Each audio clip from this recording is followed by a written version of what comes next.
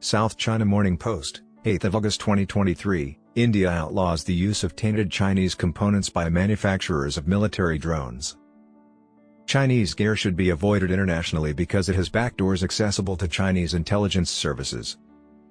According to 4 defense and industry sources, tender documents, and concerns about security vulnerabilities, India has prohibited domestic producers of military drones from utilizing Chinese-made components in recent months.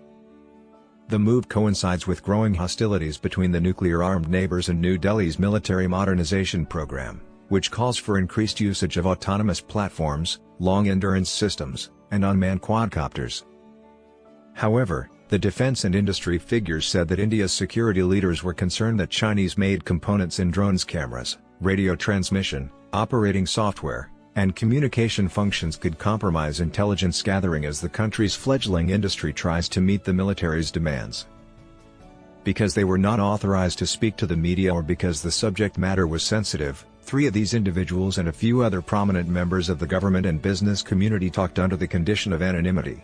The Indian Ministry of Defence remains silent when questioned.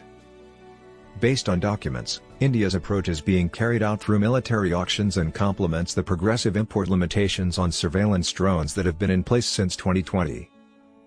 According to reporter-reviewed minutes from 2 meetings in February and March concerning drone contracts, Indian military officials informed prospective bidders that equipment or subcomponents from countries sharing land borders with India will not be acceptable for security reasons.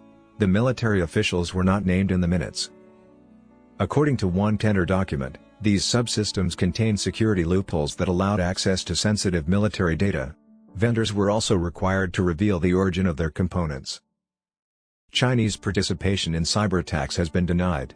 Responding to inquiries over India's actions, China's Commerce Ministry, which placed export restrictions on certain drones and drone-related technology last week, remained silent. In 2019, the U.S. Congress outlawed the Pentagon's purchase or use of Chinese-made drones and their parts. To counter perceived threats, such as those from China, whose forces have recently engaged Indian soldiers in combat along their disputed border, Prime Minister Narendra Modi has worked to strengthen India's drone capabilities.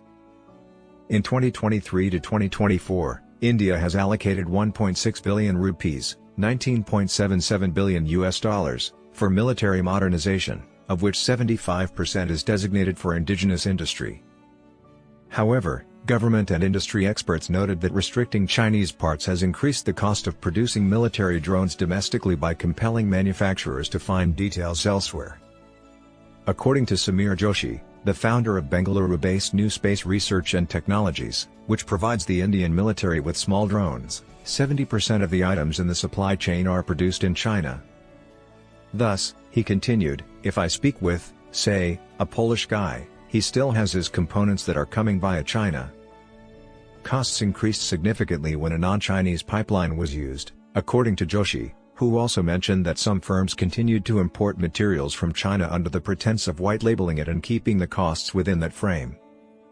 Due to a lack of expertise in manufacturing specific drone types, India depends on foreign manufacturers for parts and whole systems. According to Y. Dilip, director of the state-run Aeronautical Development Establishment, ADE, a government-funded program to create an indigenous medium-altitude long-endurance unmanned system is at least 5 years behind schedule. According to Dilip, the platform, known as Tapas, has complied with most of the requirements, but more work is needed to meet the military's objective of having a drone that can fly for 24 hours at an operating height of 30,000 feet. He stated that the engines primarily limited us, adding that India could not find locally or globally made motors suitable for the task.